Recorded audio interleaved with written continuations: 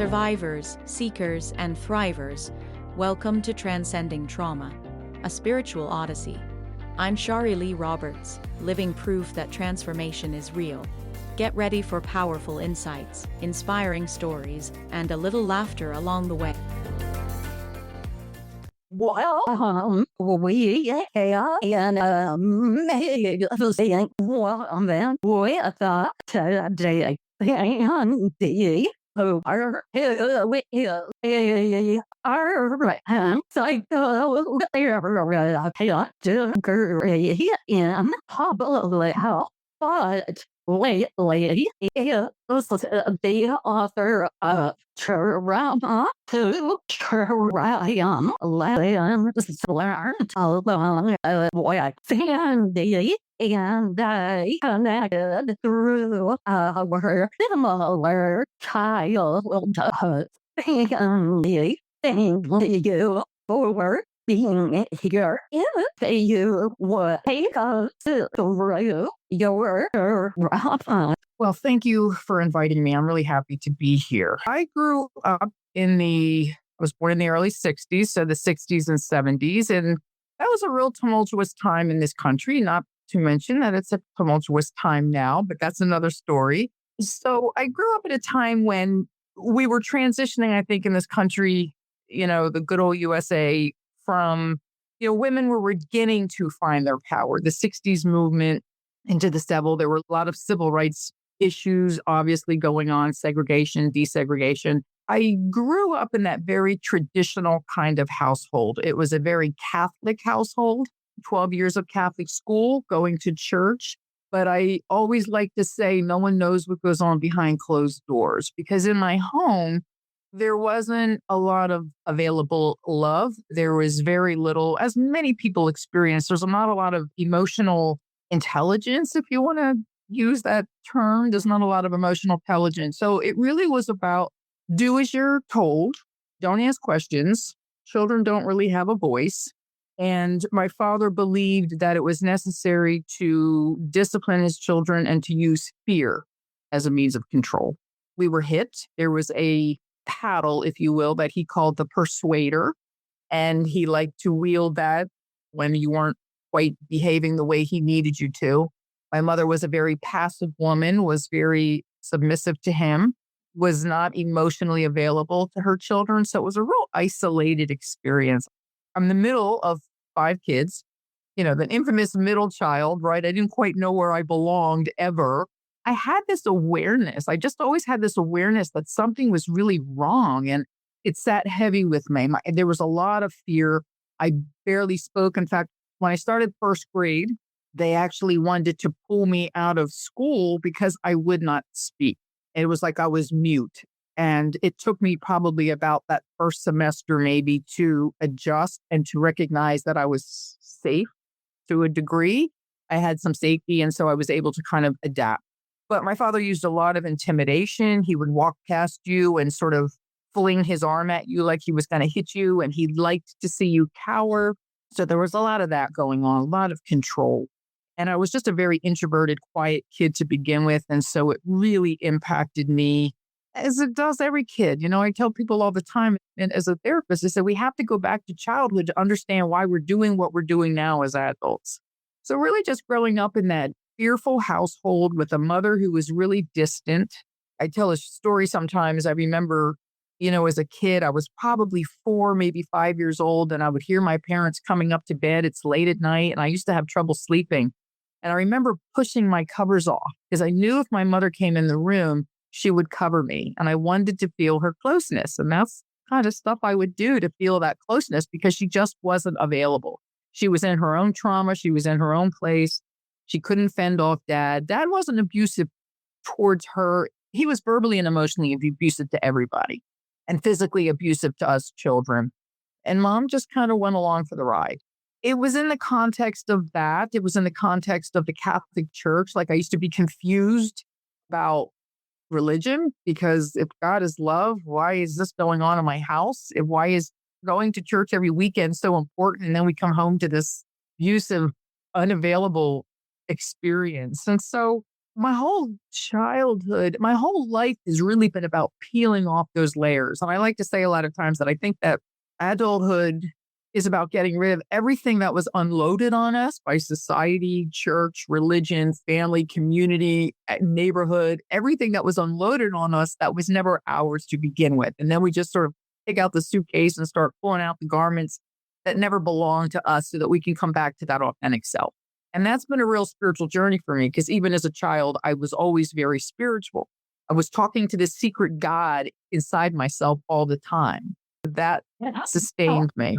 Talk more about that for me. My intuition also came through early not understanding as a 5-year old. How do you tell your mother that her mother, who just died, is standing in my room next to her? No, I don't mind. I mean, I think the only thing that sustained me, I think, as a child was a faith that I can't explain, right? I like to tell people a lot of times, I'm like, I think we're here more than once because some of us are just more evolved than others, right? It's just, I can't explain it. But there was something that I knew was there and I would talk to it. It was like my secret friend. I went to the Catholic Church and it was good for me, but it also instilled a lot of fear. It also taught me I'm a secondary citizen as a female, right? Girls weren't allowed on the altar at that point. When I was a little girl, there were no altar girls, there were altar boys. There were priests that were all men, as there still are. There was no voice for women in the church. There was no voice for a girl or a woman in my home. Boys were always favored. I clung to that spirituality as a child, but I didn't really dive into it until I was an adult.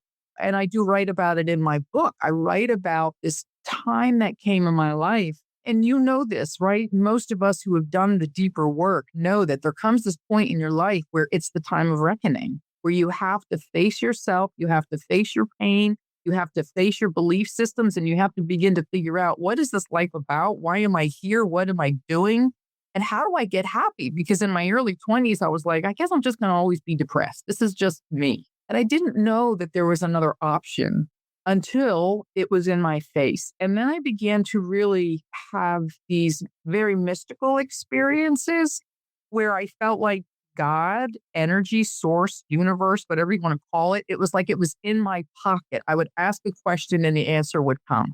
And I was letting go of so many of the very rigid belief systems, the doctrine, the dogma that isn't necessarily spirituality, the man-made stuff. And I began to really go inward. And I write about that transition in my life.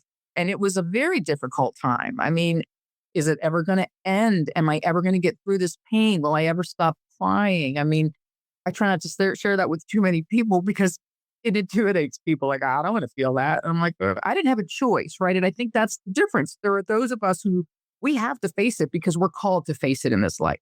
Yeah, their journey to healing is not for the things of art. You have to have huge ball and determination. So, girl, keep on talking. You're absolutely right. I like to say we need breasts, right? We need breasts to do this work. Okay, Right? yeah. Right? Okay. There's a strength that you're right. In looking back, we look at things retrospectively. We understand things better retrospectively. I think now I realize just how strong I was and how much I was being sustained by that which I could not see, even while I was going through the difficulty of it. Because it was now in this time that we're living in, I now understand my purpose in a whole different way. And I don't know if you have that awareness of what's shifting out here in the energies and the healing and the collective moving. And I realized that I remember going back to school to get my grad degree in counseling. And I truly felt that I was being called to. And I remember saying, if I can just help one person. And then a year or so later, I'm like, the heck with one person. I better be able to help more people than one because this was too difficult, right? So I got to do that. I get to do that. And I feel like I'm getting people where I get to show them who they are. Spirituality, I really have to explore that with people because it's a part of who we are. I get away from religion. I'm like, I don't care if it's a higher power. I don't care if it's kindness is my religion. Call it what you want. It's love, right? It's just love. And so I always bring that in and I help people know that you too are called to something and how do you reach your potential so that you can go out into the world and pay it forward, right? That's what we're all doing. And the more of us that wake up. So that spirituality is just life to me. There is nothing else. As we're moving through this time now, I am so aware that's more real than this, right? This 3D experience that we're having. And so I'm in a shift now too, right? There's more growth. We're always going deeper. It never ends. We get breaks and it gets easier, I think. But, it's knowing that it's all here to teach me, to grow me, to evolve me as a soul, if you will. Interestingly, I wrote my book published in 2020. And I really talk about this whole journey. And the last part of the book is really about love and forgiveness and freedom, right? What does freedom really mean? And it's interesting because here we are 4 years later since I wrote that book and published it. And now it's even deeper. It's almost like, oh, this was just, child's play, right? I mean, it's not. It was real and it was the stuff I need, but it never ends. And now we're going even deeper and we're called to even more. It really is about love and forgiveness and letting go of the people who have hurt us, forgiving them because I've probably been there too. And we all hurt each other in various ways, intentionally, non-intentionally. That's just life as a human experience. But how do I free myself from all of that? How do you use all of that in helping your healing? Yeah. So, when I came through the timing of it all, right? So 2009, 2012, 13, that was when I was really going through some heavy, deep exploration and healing.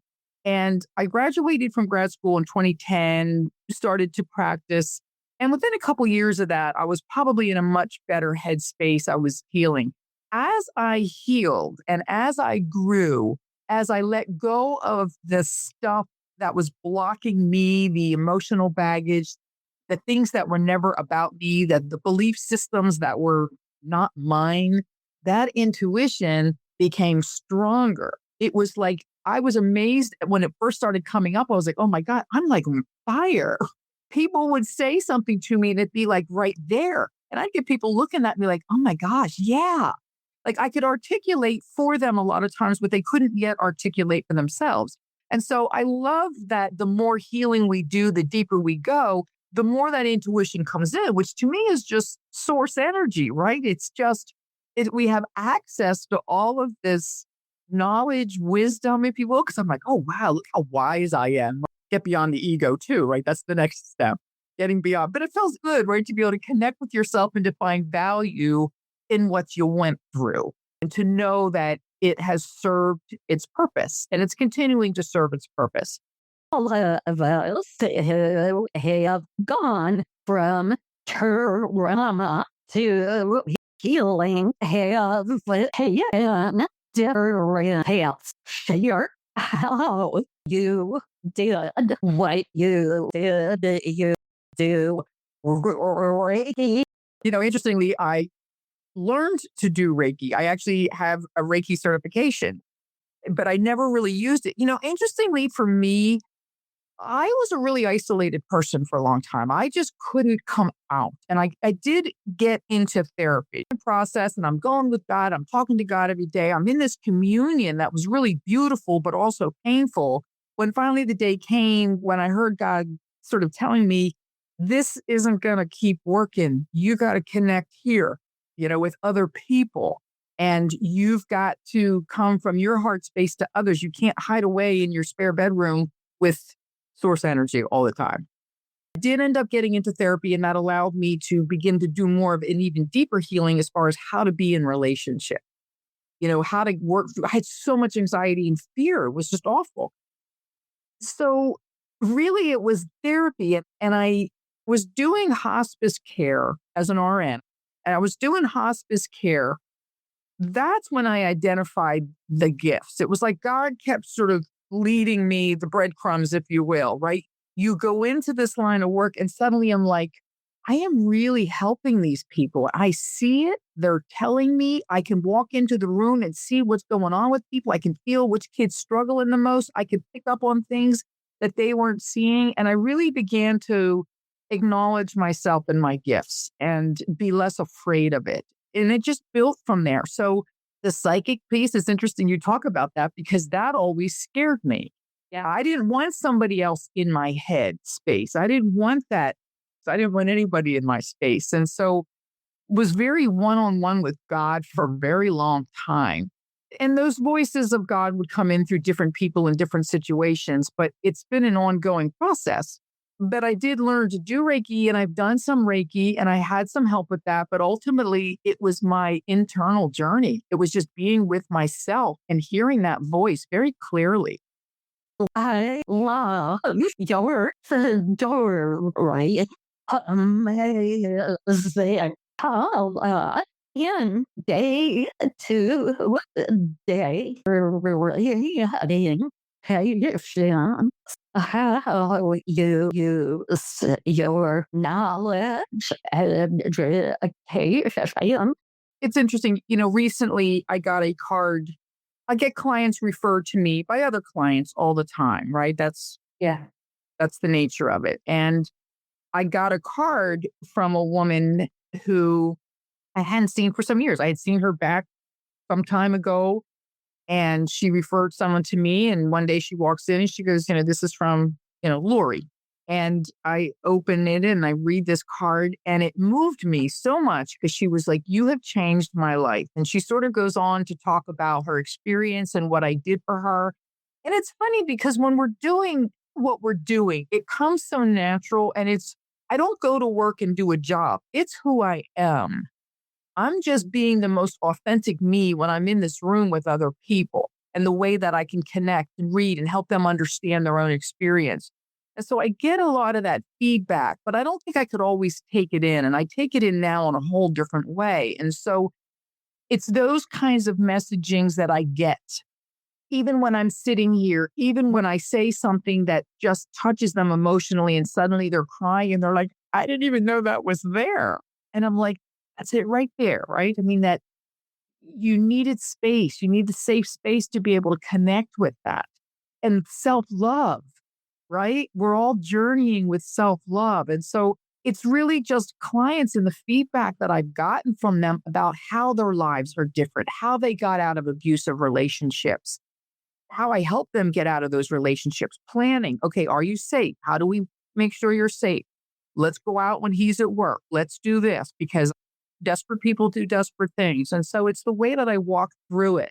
And also I'm really good at, I don't let money come in between the real work. So if you can't afford it, we'll work that out or I'll just see you for nothing, right? I mean, it matters so much. And I think I'm only grasping it in a whole new way now. As I say, we're in this shift in the world, I think, and globally, this energy shift, we're moving into the light. The light's going to shine into the darkness. And I now recognize that I was preparing all those people to be a part of the energy shift because until we can elevate our energy and get through the trauma, we're surviving down here in anger and sadness and grief and self-hatred. But when we heal those things and we can move into self-love, we change everything and then we pass it on to others. And so it really is this pay it forward thing that is just so amazing. And, even as you share the way you worked through a lot of your baggage, if you will, and then you could find that connection with God, something cleared and then that came in. And it's so cool because I'm like, you know what? We are all on different paths. We're all going to the same direction, but there's a billion different ways to get there. And so I love to hear other people's stories too. And I'm like, oh my God, that's so cool, right? I get excited about people's experiences too, because source energy or God shows up for us in a million different ways based on who we are and how we are and why we are. I don't know why.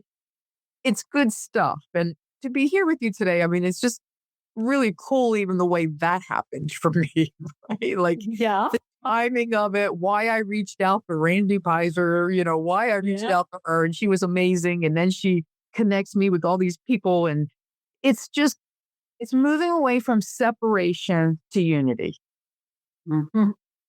right? And that's Yeah. what I'm feeling more strongly now. Yes. During my healing and valuing my intuition and energy healing, I came across other psychotherapists who have written books about trauma that goes beyond conscious trauma. There is sometimes generational pain delay and secondarily trauma. And I love how when I said secondary, you were like, yeah, of course. Until I heard about that, I'm like, yeah, yeah, that it's bullying. One is in the mental health field that I am aware of, able to identify all of those in their patients.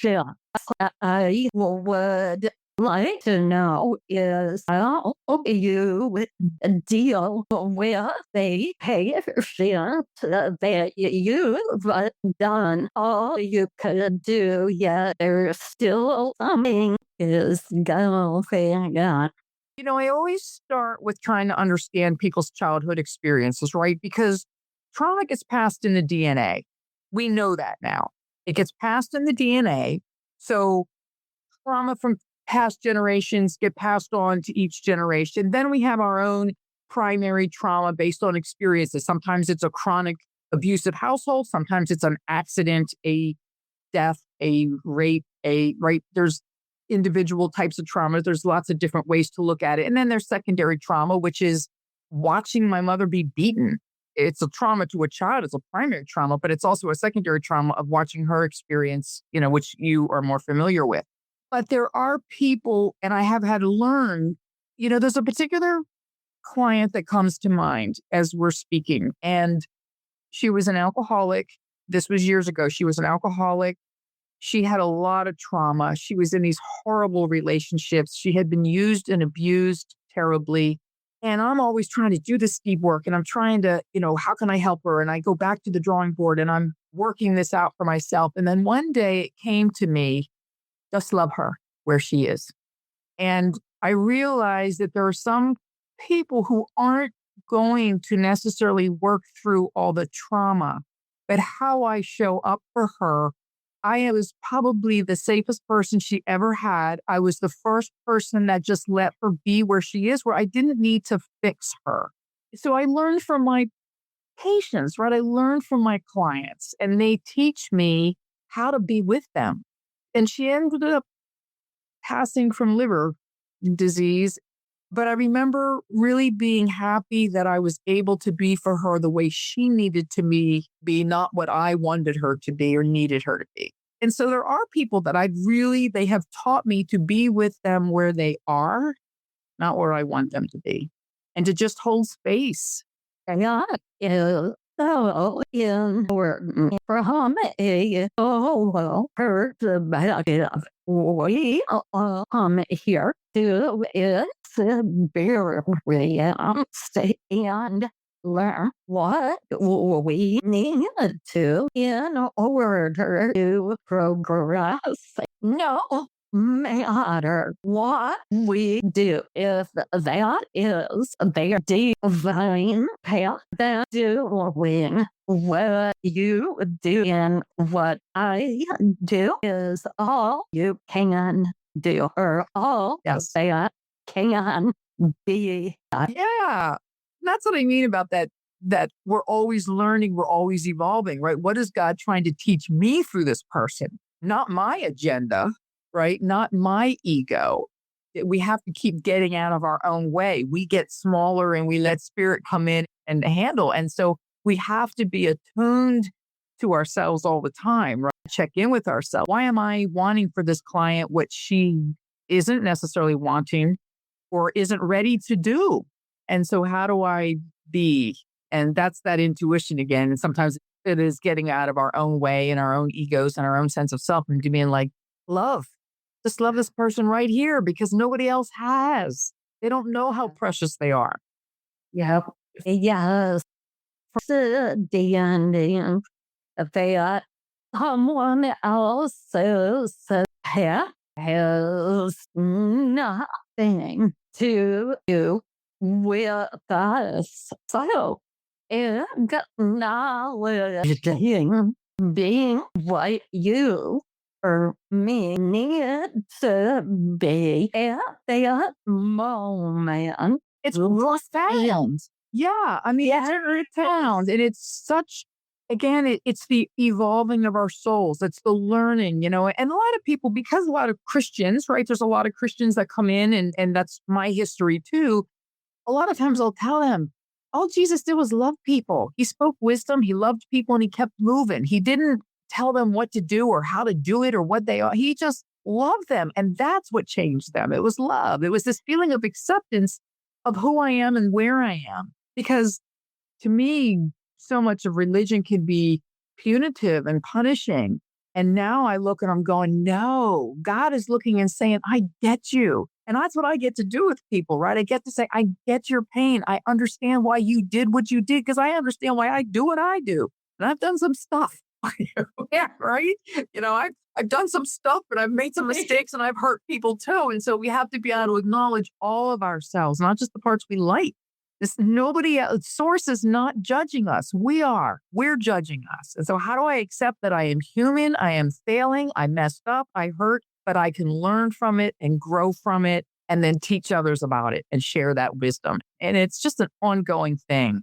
And, and I know that, I don't know, it's a saying, I don't know who says it, but that idea that what we go through doesn't have value until it is shared. And it's in the sharing of it and a sharing of the wisdom in our story that really gives value to it. And then we connect because we're like, oh, I'm not the only one, not the only one. And so big stuff.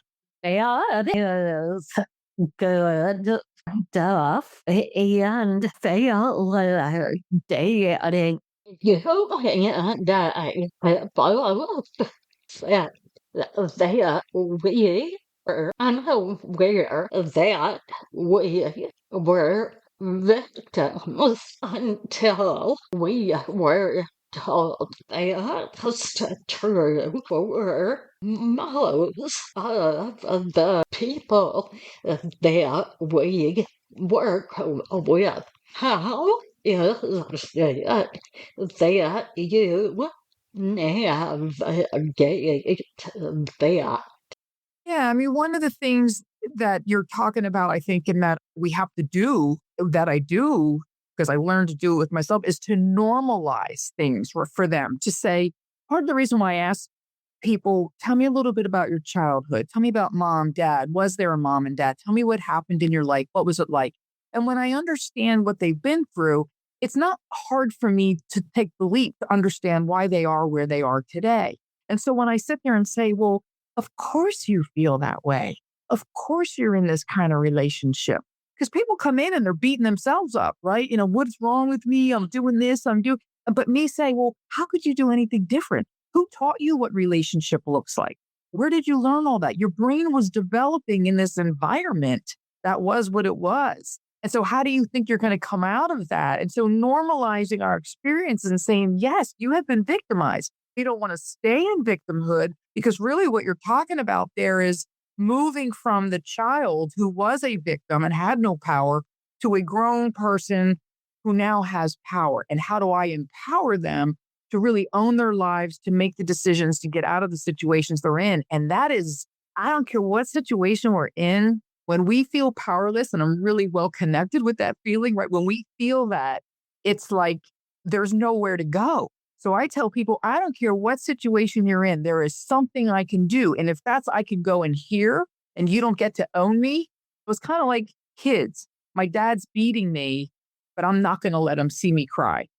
That's how the child empowered themselves to have some control in a situation where they don't have control. So fast forward to adulthood, we have to identify, how do I find healthy ways to empower myself, and how do I let go of the old patterns and behaviors and messages that said I'm not good enough and I don't deserve better. So it really is normalizing where they are. And that is a big moment for most of us to say, well, of course you're feeling miserable. Of course you don't know what to do. Whoever pointed you. And that is so freeing for people to be able to look at themselves and go, oh, I don't have to beat myself up. This was normal given where I've come from. So it Yeah. really is empowering. You've been through the journey, so you know that journey of healing. And so when someone just sits with you and goes, all you wanted was to be loved. All you wanted was to fit in. All you wanted was to be accepted. Who did that for you? You go, well, no one. Well, okay. Now you're going to learn how to do that for yourself. You don't have to know the way, because I know the way. I'm good. I'll do my job. You just show up and we'll find our way together. It's just a beautiful connection. And so in that moment, you're now connecting with them in a way that nobody ever did. Love. Yeah. Your life achieving great things. By our inner voices and negative outer voices telling us we are not enough. We decided to buy that. It's interesting. It's one of the things that I find, and I found it in my own life, and I'm sure you can speak to it, and many people, I see it with a lot of people, is people can go out and be successful professionally, and we've got skills, we've got this ability, but we don't know how to transfer it into our personal lives, right? So I'm like, right, you're already doing it. We just got to figure out how to help you transfer these skills and these abilities into your personal life. One of the things that I do, especially with people who are having difficulty connecting emotionally, is I have them close their eyes and I do a little guided imagery with them to help them connect with their inner child. Show me, what do you see?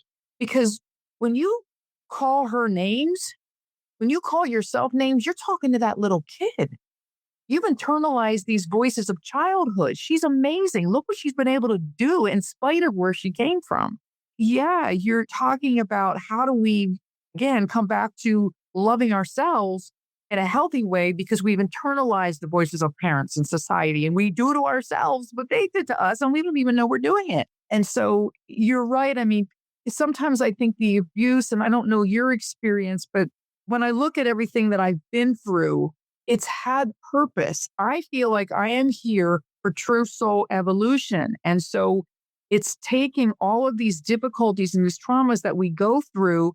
They are giving us the understanding and the empathy for others so that we can now pass that healing on. So we have to go through it, right? I mean, there's little that people can tell me where I'm like, oh God, I can only imagine how that felt, right? Even if I haven't had the experience, I can tell you how it feels or what it might feel like, but I allow them to share their experience. And so it gives us, to me, when we connect emotionally with our own experience, that's how we grow in empathy, others. Yeah, couldn't agree more. In closing, I want to thank you for your time and authenticity today. I know a lot of what you have shared was not easy. I felt it and I know it. Thank you. Is there anything else you would like to impart? If I could, I think I want to read from my last page. I'm going to read just the last very brief paragraphs of my book. Yeah. We are as vast as the universe itself. Our potential is limitless and beyond our comprehension. Look within. Love yourself. Please love yourself. When you do, you will love others. With that love, we heal ourselves and the world. Thanks for listening to this episode of Transcending Trauma, the Spiritual Odyssey. If you're working to overcome trauma and would like to work with me, or be a guest on my show, contact me through my website at shariroberts.org. Please hit the follow button to make sure you don't miss any episodes. I'd love to connect with you on LinkedIn at Shari Roberts. You can find all the links in the show notes. I'd love to hear from you. This episode is brought to you by the amazing team at Wavemakers Audio. I'm Shari Roberts, your host, reminding you that you're never alone. Until next time, sending you love and light.